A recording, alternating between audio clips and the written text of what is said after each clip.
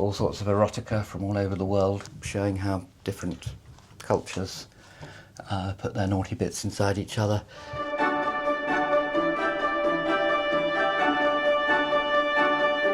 I'm Jessica, the Museum Guide, and today I'm here at the Viktor Wynd Museum of Curiosities, Fine Art and Unnatural History. I'm taking a tour with Viktor Wynd as he shows me some of his favorite objects. Welcome to my museum, the Viktor Wynd Museum of Curiosities, Fine Art and Unnatural History in Hackney, East London. If you're new to my channel, welcome. I usually guide meticulously researched tours of London's museums, oddities, and cemeteries, as well as places around the world. Today, I'm letting Viktor Wynd do the job, but normally you'll see me.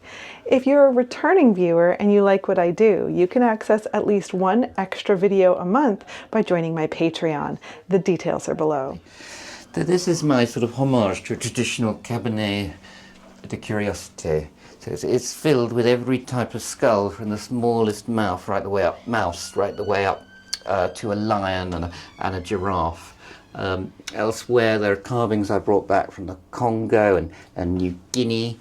There are these mushrooms that are 19th century French mushrooms, because continental pharmacists have to be able to identify which mushrooms are edible. So in mushroom season they would put these lovely models in there. Windows, there are some rather charming paintings of French people enjoying themselves. And down here there's a casket that contains some of the original darkness that Moses called down upon earth, just next to a little collection of plastic clowns. There's a little collection of parasites. There's scabies mite, tongue-eating louse, botfly larvae, human intestinal worms and beautiful dead things in jars. A copy of If You Want Closure in Your Relationship, Start With Your Legs. This is my cabinet of monsters with a mandrake, Siamese twin piglets, a cyclops piglet, two-headed kitten skeleton, a cyclops lamb, an eight-legged lamb, a three-legged chicken, a four-legged chicken, a two-faced calf, a two-headed lamb, and a butterfly with one male wing and one female wing. Right next to a picture of Siggy. Yeah. Oh, is that a Thomas Becket Yeah. badge? Oh, many Thomas Becket badges. Oh, and you've got a vagina one too. These are all medieval. I love the penis and vulva medieval badges. This is a giggle stick and a witch's frog found nailed to the wall in a medieval barn. I have a large collection of human hair, which the Victorians like to memorialise their dead by making beautiful pictures out of their hair. But I've also got a tiny strand of Elvis Presley's hair. The museum opened up in 2015, and it was partially launched using Kickstarter funds. It's part of the Last Tuesday Society, which was founded by William James at Harvard and is run by Viktor Wynd. They hold talks, absinthe tastings, and other events here at the Viktor Wynd Museum, both in the absinthe cocktail bar upstairs and down here in the museum. Before it was a museum, Viktor Wynd owned the Little Shop of Horrors, which sold things like Hands of Glory, shrunken heads, mummified skulls, etc. By the way, Viktor Wynd is the author of 4 books, including one of fairy tales that is just being released this week.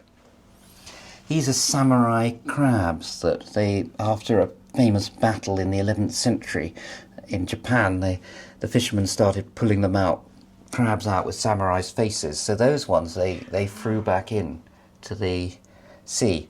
And so over the course of many generations, all the crabs in that bay have samurai faces. This is the gold-plated skull of one of Pablo Escobar's hippopotamuses. Mummified mole's feet. Oh, you have a jar of moles too, don't you? I do have a jar of moles, yeah. Like the famous one at the Grant Museum. Yes, that's Oh, and a very small cabinet. That's Dr. Love. Duck-billed platypuses. This is the world's only dancing mole. Oh. This was my pet hedgehog Gilbert, who was very grumpy. Now, this is a round egg. 1 in a billion eggs What? are round, and this was sold at auction for charity this year. I bought it for £420. These are cockerel's eggs. Every now and again, you get a hen who doesn't quite develop properly. It looks like a cockerel and behaves like a cockerel, and then it ends up laying an egg, and you're very confused. And there's lots of these in history. The earliest documented one was a cockerel who laid an egg in Basel in Switzerland in 1474, who was then tried and sentenced to death for being a witch, which happened quite regularly to cockerels that laid eggs. Oh my goodness. That's the world's second largest crab. That's the preserved sailor's wedding tackle with the tattoo of his wife's name on it. Masks. That's a mask I made for my From the Beast to the Blonde, a fairy tale mask ball, which is a model on Jean Cocteau's mask, and obviously the skull of a cyclops, and my 30th birthday cake. The English, are they human? By the Belgian ambassador in the 1930s. In the Viktor Wynd Museum, it's a pretty fitting place to talk about masks. Today's video is sponsored by Foreo, creator of the FAQ 202 silicone LED face mask. You know me, I believe in science-based evidence, and that's why I wholeheartedly recommend the FAQ 202 mask. Ever since I started using it a few months ago, my skin is so much softer, smoother, and bouncier. That's probably because the FAQ 202 uses 8 different wavelengths, including NIR. That stands for Near Infrared Proton, and it's the most effective light treatment on the market for penetrating the skin. NAR has been clinically proven to address skin concerns like redness, acne, wrinkles, and hyperpigmentation. As you can see, I like to wear it while I'm working at my desk, but it's wireless, so if I do need to step away, it's no problem. It's super easy to use. I just connect my Foreo mask to their app, and there are some preset treatments I can choose from, but you don't need the app to use it either. Foreo is offering amazing Valentine's Day deals right now. Use my code MUSEUM30 for an extra 30% off almost all Foreo products. And you can use that code on sale items. Click the link now to get yours. This makes such a good Valentine's Day gift. Now, back to Viktor Wynd. Magical soap. I spend a lot of time in Benin with voodoo priests and going to voodoo ceremonies. So this is a sort of a cabinet of various voodoo dolls, voodoo fetishes, ritual bells, Geliday masks, but also a rather extraordinary one I got in the Congo last year. Ah, they have some of these at the British Museum, a dog and a human form. I just went to the Congo and I got an amazing dog one to go with it. Wow. But it's one of those things that I'm not sure that I'm quite ready to let it go out of my house. More surrealist paintings. Picture. We have lots of John Waters' work here because he's very kindly sends us things. He tends to, when he's in London, come and see us. I'm a big fan. So painting by Alistair Gray, great Scottish writer. Beautiful. Now he's quite well known for a film called Poor Things that was made out of one of his books.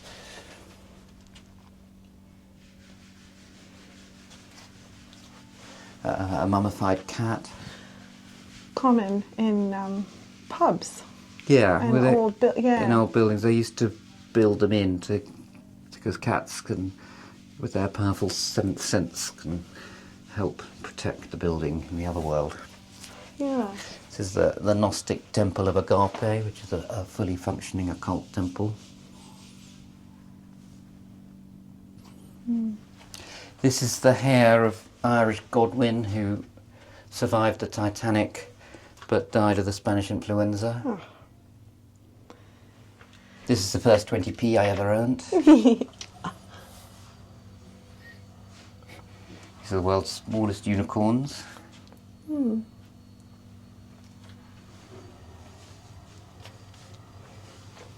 Me at school. These are some pictures of what life was like in monasteries in the 19th century, which I think goes a long way to explaining all the anti-clericism there was in France. Sure. These are portraits of philosophers that Magnus Irvin has done using his own toenails. I don't think I noticed these the last time I was here. They may not have been here. Yeah, true. So the aim 3 years is that ago. everything changes, but everything stays the same. Move things around, change things, bring new things in, take things out. But the overall picture, it's like a garden. It grows and changes, but it doesn't sort of metamorphoses, but very slowly. Mm-hmm. These are relics of extinct birds: a dodo bone, a moa bone, an elephant bird leg, an elephant bird egg, feathers of extinct birds. Also a little shelf dedicated to divination. So we've got a jar of urine that was used for scrying. We've got an obsidian mirror and a jar of moles, because moles have always been used as sort of interlocutors with the other world, and their very appearance counts against them. They're small and dark and live underground and have human-like hands.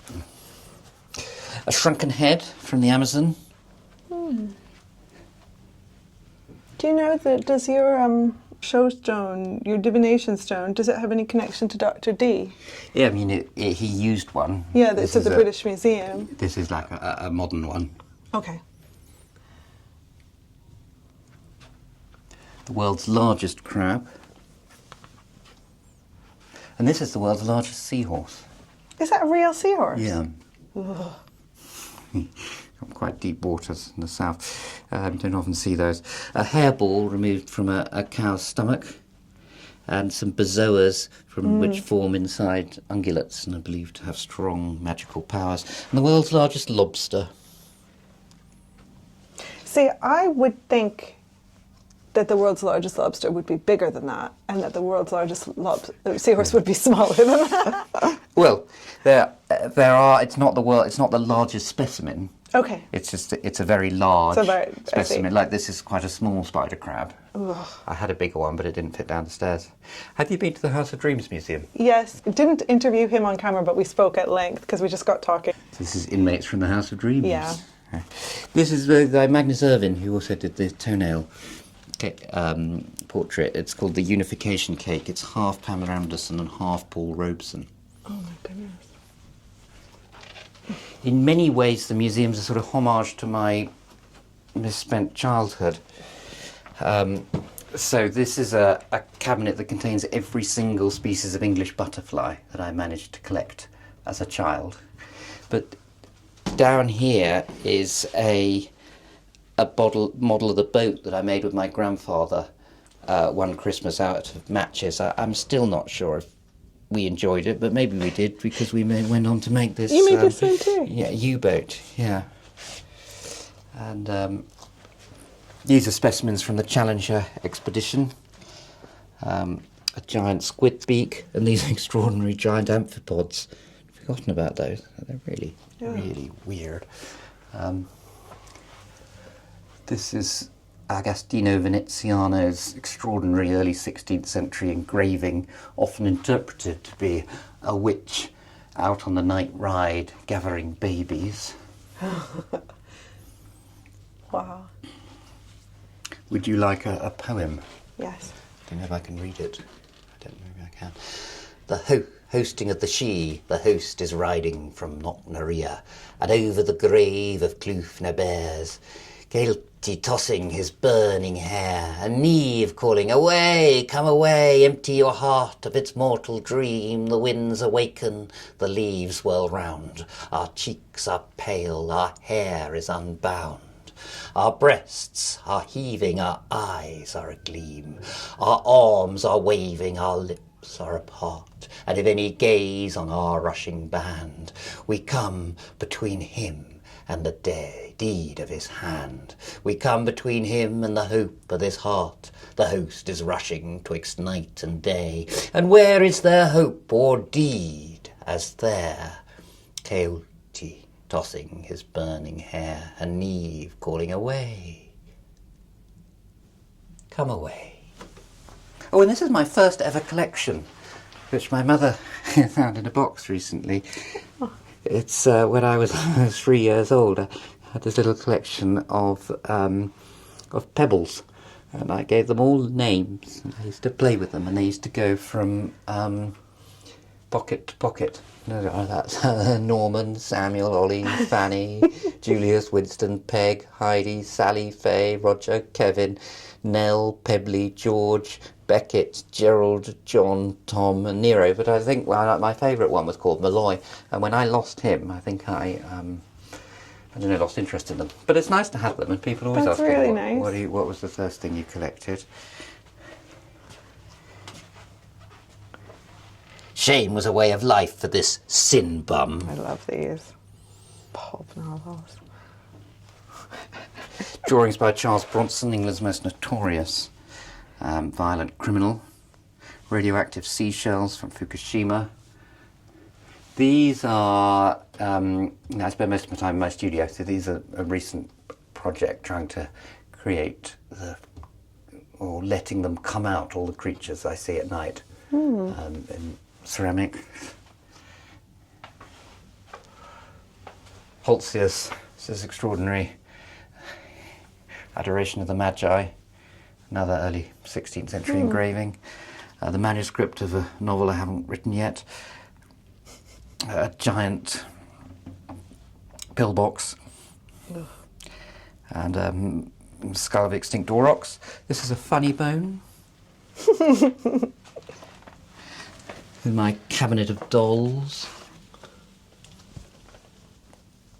Well, I'm going to make a video on dolls and the Uncanny and wax museums at some point, so I'll definitely include these automatons. This was Hamlet, who was my pet monkey when I was a child. They really don't make good pets. He's so small. It's a painting by Mervyn Peake, the author of Gormenghast. Dominates this room. A skeleton of Mortimer, the famous lion from Glasgow Zoo. This is my sort of homage to the John Soane Museum with a sarcophagus surrounded by all sorts of erotica from all over the world, showing how different cultures put their naughty bits inside each other. They're from the... but if you want real filth, then this is the English over here. Of course, a merman, another amazing surrealist painting by Ruben Mednikov. Some of my favourite books: How to Help Your Husband Get Ahead, Fish Who Answer the Telephone, The History and Social Influence of the Potato, Fellow Fags, The Art of Faking Exhibition Poultry, Group Sex, A How-To Guide, Rats for Those Who Care, and perhaps my favourite one of all, You've Seen Them in Their Sleek Sports Cars. They have husbands by night and clients by day. Shopping centre sex! At long last, a novel that cuts to the corrupt heart of suburbia's most shocking scandal. Actually, they quite liked this. So David Bowie did come to the museum when it was a shop, long ago.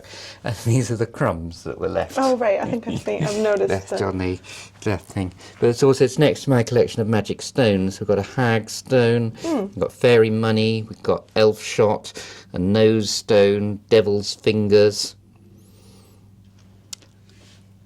fairy loaves, a stone fruit piglet. I like this thing too. It's one of the first proper curiosities. It's a bullet and a piece of bone taken out of the boy's foot. Oh. This is like the stone pig is like a lithopedion, right? Like a stone baby. Oh, okay. Oh, interesting. These are the long and lonely nights I've spent since you first left home. There's one other set, and John Waters has the other set, and he says he's filled with your youthful longing every time he goes past it. Does he, has he heard you do his impression of him? It's not bad for a Baltimore accent. These are the preserved front bottoms of Victorian prostitutes. Are they really? Yeah. Oh, I don't think I ever noticed them before.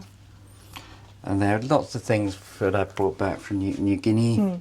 You lead collecting tours that people can join to places like New Guinea and Benin too. I take groups every year to Papua New Guinea and West Papua and sort of West and Central Africa.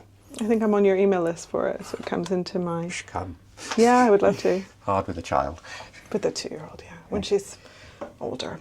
So these are some drawings by Raphael and William Blake and Van Gogh and Jericho, but I couldn't afford, so I copied them. What's your favourite museum in London? Other than your own. I mean, the thing is, you want an interesting answer, don't you? No, it can be... Well, the one I would go to the British Museum, because I don't come to London very often. And my experience is I'm normally disappointed. At the British Museum? No, I'm normally disappointed with it. If I go somewhere for an exhibition, I formally find. So if I've got a few hours, I know if I go to an exhibition at the British Museum, it doesn't matter if it's boring because I can go and look at other things there. Yeah. I mean, I always go to John Soane. I like the Grant Museum. I mean, I went to the Museum of Methodism the first time the other day. And It's right on Old Street, isn't it? Yeah, I've never been. The ones I want to go to at the moment, next time I've got to book them, is there's Charles Jenks's house, and there is L. Ron Hubbard's house, which I haven't been around. Where is it? On Bedford Square. It's preserved, exactly. It's in London? Yeah, well, I think it's more than one, but they've preserved it. Oh, and this is my collection of poos from a poo safari I went on in Africa.